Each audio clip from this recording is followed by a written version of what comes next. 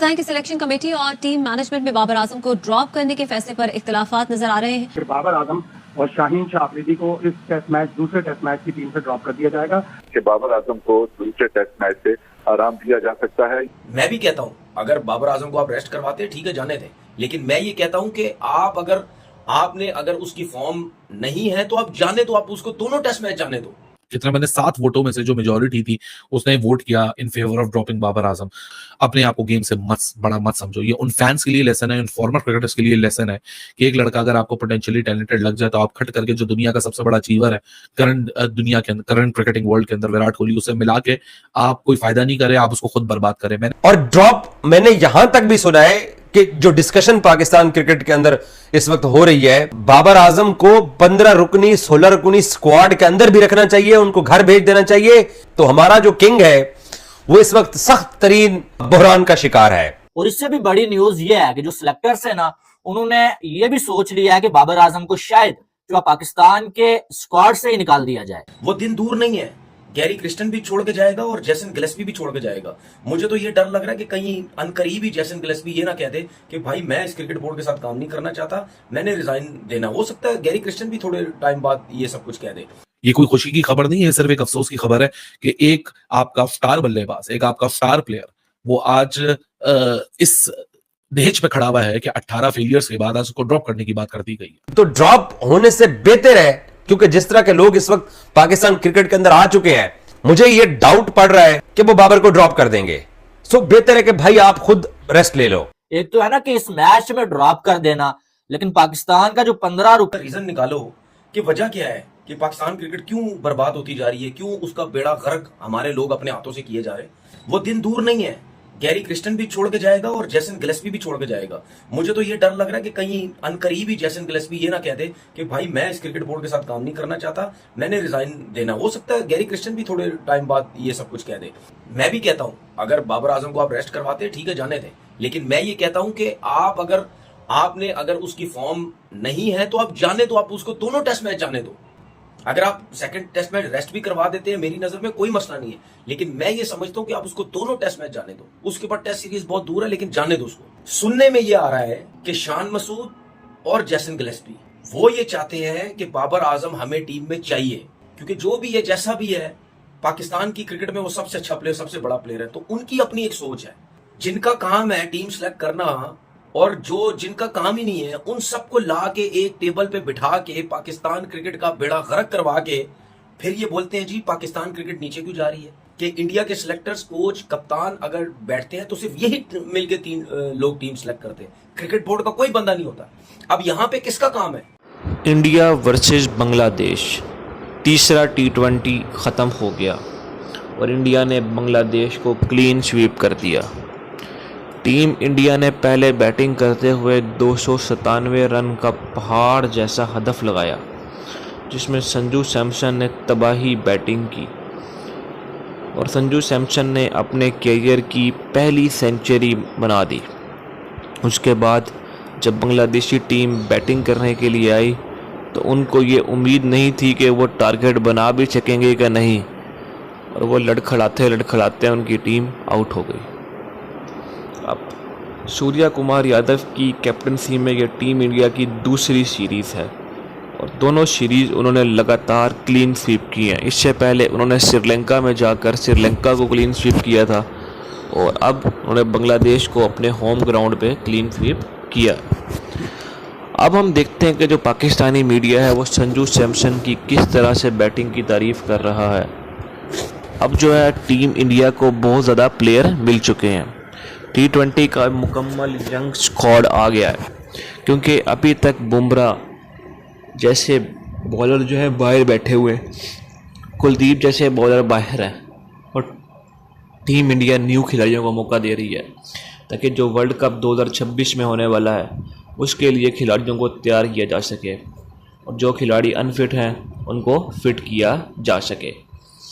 Pakistani media ने भी team India की सोच की खुलकर तारीफ़ की है। उनका कहना था कि टीम इंडिया एक मुकम्मल प्लानिंग के साथ चल रही है, वो प्लानिंग पहले से करते हैं और उस पर इम्प्लीमेंटेशन करके दिखाते हैं।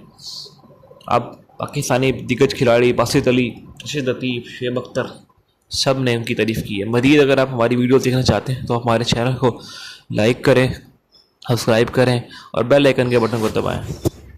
क्यों पाकिस्तान क्रिकेट बोर्ड का चेयरमैन बार बार आके मीटिंगें करता है, बार बार आके वो बंदा बिठा के सबको कहता है जी हाँ जी क्या करें? तो सर ऐसे कभी भी क्रिकेट ठीक नहीं होगी, घुस जाएगी, कुएं में घुसेड़ दी आप लोगों ने क्रिकेट। जो क्रिकेट का आप लोगों ने हाल कर दिया है कि बेड़ा गर्क करके इन्होंने बर्बाद करके रख दिया है इस पाकिस्तान क्रिकेट को। एक्सक्लूसिव खबर के बाबर आजम को सेकंड टेस्ट में से ड्रॉप कर दिया गया। मैं जाती तौर पे नहीं समझता था कि बाबर आजम को इतना जल्दी ड्रॉप कर दिया जाएगा। मतलब मुझे लगता था कि सेकंड टेस्ट मैच भी बाबर खेलेंगे, सेकंड टेस्ट मैच के बाद अगर कुछ नहीं हुआ तो थर्ड टेस्ट मैच में वो कहानी आएगी कि जहां टेस्ट और ड्रॉप और ये लफ्ज इस्तेमाल करे। लेकिन बाबर को इतना ज्यादा अंडर अचीव बाबर ने किया हुआ है, उसको उतना बड़ा ओवर अचीवर बना दिया, क्रिकेट से बड़ा बना दिया।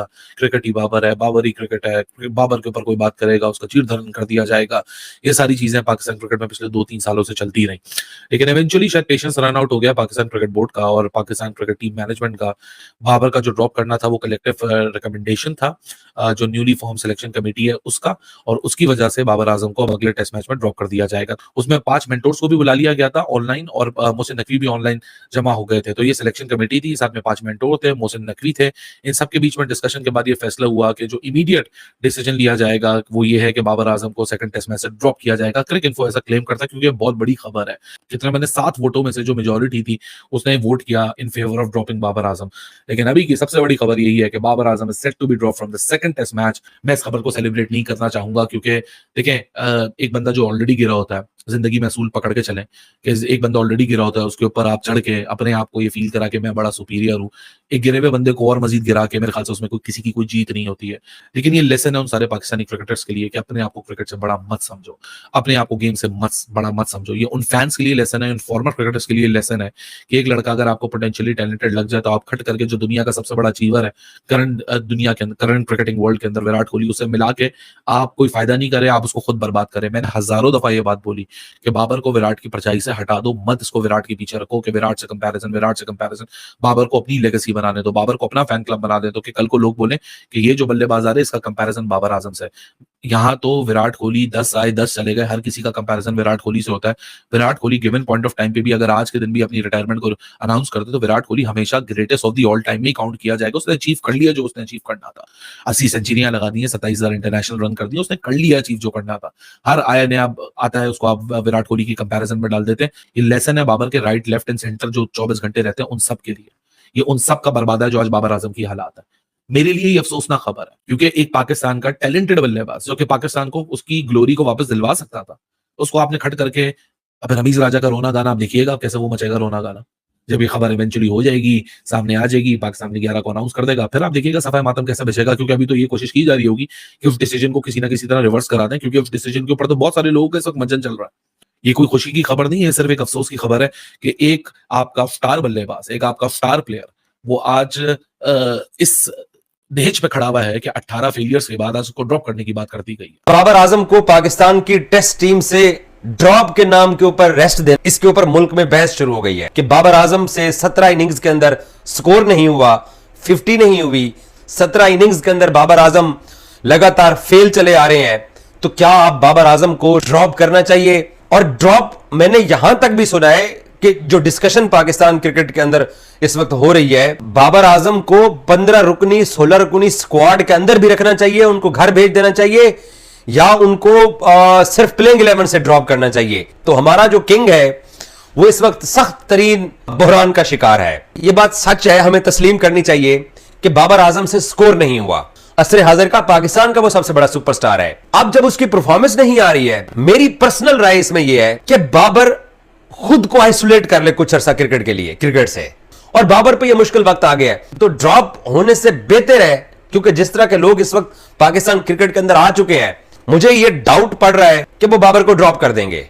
सो बेहतर है कि भाई आप खुद रेस्ट ले लो। जनाब, बाबर आजम को पाकिस्तान की टीम से निकाला जा रहा है, बाबर आजम को टेस्ट की जो टीम है ना उससे ड्रॉप किया जा रहा है, और ये जो अगला मैच पाकिस्तान वर्सेस इंग्लैंड खेला जाएगा, बहुत ज्यादा चांसेस है कि बाबर आजम आपको ये मैच खेलते हुए नजर नहीं आएंगे। और इससे भी बड़ी न्यूज ये है कि जो सिलेक्टर्स है ना, उन्होंने ये भी सोच लिया है कि बाबर आजम को शायद जो पाकिस्तान के स्क्वाड से ही निकाल दिया जाए। एक तो है ना कि इस मैच में ड्रॉप कर देना, लेकिन पाकिस्तान का जो 15 रुकनी स्क्वाड है ना, बाबर आजम को उससे भी रिलीज कर दिया जाएगा कि आप जाएं यहां से। और पहली बार ऐसा हो रहा है कि बाबर आजम पाकिस्तान की टीम से ड्रॉप हो रहे हैं। इससे पहले कभी ऐसा नहीं हुआ।